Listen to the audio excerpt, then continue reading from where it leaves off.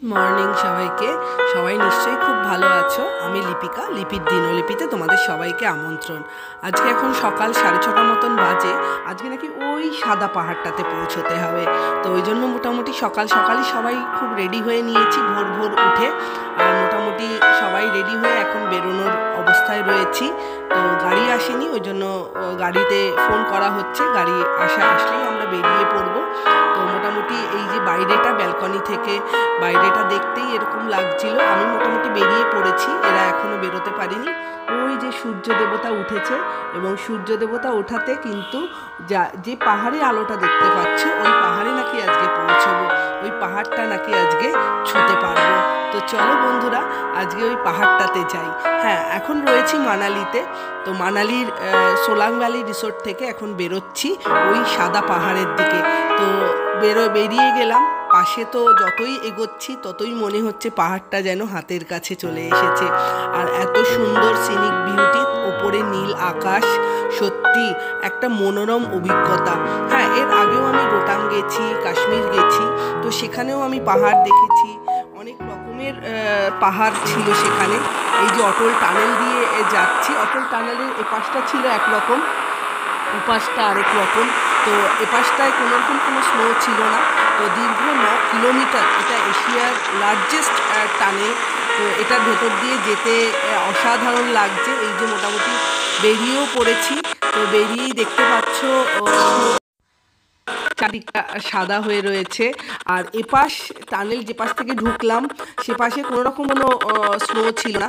তো টানেলটা পার করতেই 9 কিলোমিটার করতেই দেখা গেল যেন পাহাড় পুরো চারিদিকে সাদা চাদরে ঢেকে গেছে। এত সুন্দর অভিজ্ঞতা। আমি আগেও এরকম অভিজ্ঞতা হয়েছে, বাট 9 কিলোমিটারের এগেনস্টে বা 9 কিলোমিটারের পর দিয়ে আমি দৃশ্যটা দেখলাম অসাধারণ। এর আগে আমি রোটাং গেছি, বাট তখন আমি মে জুন মাসে গেছি, এতটা ডিফারেন্স আমি বুঝিনি। টানেলটা জাস্ট পার করেছি। তো এখানে এসে সত্যি অসাধারণ লাগছে। তার সাথে হাওয়া বলবে যেন উড়িয়ে নিয়ে যাচ্ছে। তো আমাদের গন্তব্যস্থল হচ্ছে সিসু। এবার সিসুতে যাব। সিসু ভ্যালিটা এর আগের বার দেখা হয়নি, সেই জন্য ভাবলাম মানালিতে এসেছি যখন সিসুতে যাব এবার। তো সিসুতে পৌঁছে গেছি, এই যে নেমে পড়েছি। আর যা জবরজং জামা কাপড় পরিয়েছে, বরফে নামতে হবে বলে নেমেও পড়েছি। তো দেখতেই পাচ্ছ সাদা বরফ, হয়তো কাল বা সকালে ভোর রাতের দিকে এই বরফটা পড়েছে, একদম ফ্রেশ বরফ। সবাই ভীষণ এনজয় করছে, সবার যে এত সুন্দর। আর আজকে যেহেতু 25th, তো বড়দিনের ভীষণ ক্রাউড রয়েছে। ক্রাউড থাকা সত্ত্বেও না ভীষণ ভালো লাগছে। আর ব্রেকফাস্ট করে বেরোয়নি, তো এখানে গরম গরম ম্যাগি পেলাম। তো বরফের মধ্যে বসে ম্যাগি খাওয়ার মজাটাই আলাদা। আর এখানে জানো তো, মানে ম্যাগি আর মোমো এগুলো ছাড়া দেখলাম বেশিরভাগ লোকেরাই ম্যাগি খাচ্ছে। তো এখানে ফটোশ্যুট করতে ব্যস্ত হয়ে গেলাম। চারিদিকটা সাদা, ভীষণ ভালো লাগছে। এই যে মেয়ে আমি দুজনেই এখন আমরা সিসু ভ্যালিতে রয়েছি।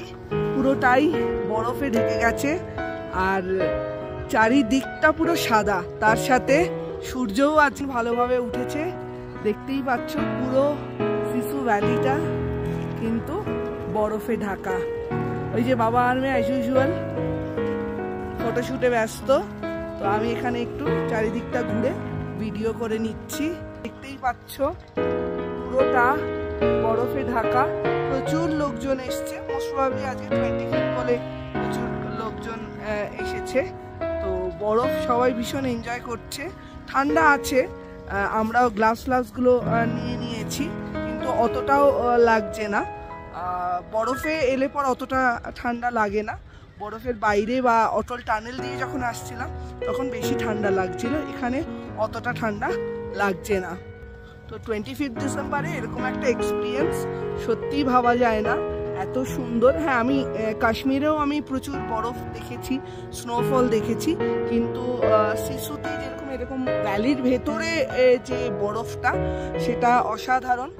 আর স্নোফল এখানে হয়তো সকালবেলা হয়ে গেছে বা ভোর রাতে হয়ে গেছে, সেই জন্য বরফটাও কিন্তু ভীষণ ফ্রেশ। সোনমার্গ বা গুলমার্গের বরফগুলো সত্যি খুব সুন্দর ছিল, আর ভীষণ ফ্রেশ ছিল। স্নোফলও পেয়েছি, এখানে স্নোফলটা পাইনি, বাট বরফ দেখছি চারিদিকে। চারিদিকে প্রচণ্ড বরফ। যে পাহাড়গুলো হোটেল থেকে দেখছিলাম সেই পাহাড়গুলোতেই দাঁড়িয়ে আছি। তো ভীষণ ভালো লাগছে।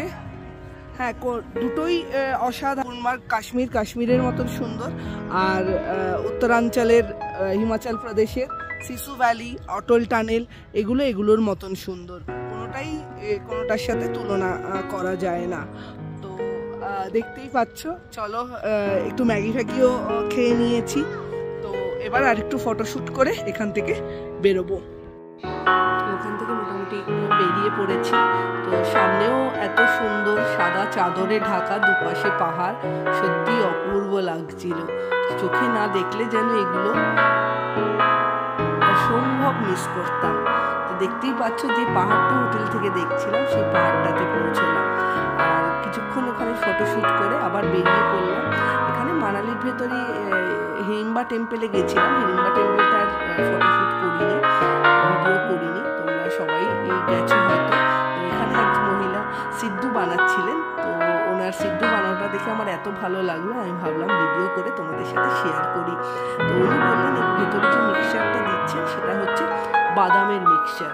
এছাড়া কেউ যদি চিকেন খায় বা অন্যরকম ভেজ খায়, সে সেটাও দিতে পারে। এই মিক্সচারটা কিন্তু ভেতরে অসাধারণ লাগে খেতে। আমি খেয়েছি এর আগের বার এসে, এবার আর এখনো খাওয়া হয়নি। এই যে মানালি মলটায় পৌঁছলাম। তো মানালির মলে এসেই প্রথমে হাজব্যান্ড বললো সিদ্ধু খাবে। তার আগে এখানে দেখছিলাম কিছু আর্ট অ্যান্ড ক্রাফটের জায়গা। ওখানে একটা ফটো ফ্রেমের জন্য অর্ডার দিলাম। এরপরে পাশেই এই ফটো, আমাদের তিনজনের ফটো লাগিয়ে মানালির এই ভিউর সাথে আটকে দেবে। তো সেটা তোমাদের সাথে শেয়ার করবো। তো মোটামুটি এখান থেকে বেরিয়ে দেখলাম মানালি মলটাও কিন্তু ভীষণ সুন্দর সাজানো। আর চারিপাশটা কিন্তু আমাদের যেরকম স্প্ল্যানেড বা নিউ মার্কেট আমরা শীতকালে দেখি, ঠিক সেরকম। আর বিভিন্ন রকমের হাতের কাজ ইনি পরিষ্কার করছেন সুন্দর করে। আর এখানে সিদ্ধু খাবো না, সিদ্ধু তো খেতেই হবে। তো এর আগেও এর কাছে এসে লাস্ট মেয়েতে যখন এসেছিলাম তখন এর কাছে এসে সিদ্ধু খেয়েছিলাম। তো শুনতেই পেলে হাজব্যান্ডও বললো যে এখানে এসে ওর কাছ থেকে সিদ্ধ খেয়েছিলাম, খুব ভালো লেগেছিল। এখানে সিদ্ধুটা অন্য রকমের একটা খাবার, তো বেশ ভালো লেগেছিল, গরম গরম। আর এর সাথে এরা খেলো বাদাম মিল্ক আর লাস্সি। আমিও সেরকম কিছু খাইনি।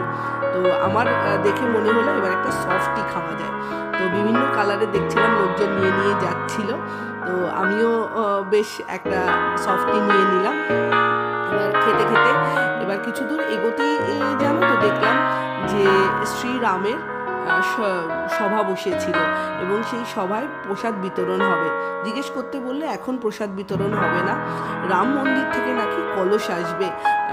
শ্রীরামের উদ্দেশ্যে যে পুজো হয়েছে সেই কলস আসার পর কিন্তু ভোগ বিতরণ হবে। তো আমরা দাঁড়িয়ে না থেকে কিছু দূর এগিয়েই গেলাম। এগিয়ে যেতেই জানো তো একটা একটা কাঠের কারুকার্য করা দোকান ছিল, বিভিন্ন হাতের কাঠের দিয়ে তৈরি। তো এদেরকে দেখে আর না ভিডিও করে পারলাম না, আপনাদের সাথে শেয়ার না করে পারলাম না। একসাথে মাথা নাড়ছে। এরাও নাকি রাম মন্দির থেকে কলস নিয়ে চলে এসেছে। তো বাজনা বাজিয়ে, ঢোল বাঁশি এগুলো সব বাজিয়ে কিন্তু কলস নিয়ে এরা আস্তে আস্তে ঢুকছে। হ্যাঁ, যেখানটা সভাটা ছিল সেখানে শ্রীরামের, তো সেখানে যাচ্ছে। এবার ওখান থেকে বেরিয়ে কিন্তু আমরা চলে গেছিলাম বশিষ্ঠ মুনির মন্দিরে। এখানে দেখুন চা হচ্ছে, আর শীতকালে এইসব জায়গায় কিন্তু চা খেতে দারুণ লাগে। এই যে পৌঁছে গেছি বশিষ্ঠ মুনির মন্দিরে। অসাধারণ পাহাড়ের কোলে এই মন্দির। হ্যাঁ, অনেকটা চড়াই, বাট মন্দিরটা কিন্তু কয়েকশো বছরের পুরনো। তোমাদের সাথে শেয়ার করছি মহাদেবের সেই অসাধারণ রূপ। তো পুরোটাই দেখলাম, অসাধারণ ভালো লাগলো। আর একটু টায়ার্ডও ফিল হচ্ছিল সকাল থেকেই। মোটামুটি মন্দির থেকে বেরিয়ে এদেরকে দেখলাম, এরা আবার সেই কলস নিয়েই মন্দিরে যাচ্ছে। তো সবাই আমরা ভীষণ টায়ার্ড। চলুন এবার হোটেলে ফিরবো। তো ব্লগটা কেমন লাগলো জানাবেন। সবাই ভালো থাকবেন, সুস্থ থাকবেন। আর থ্যাংক ইউ।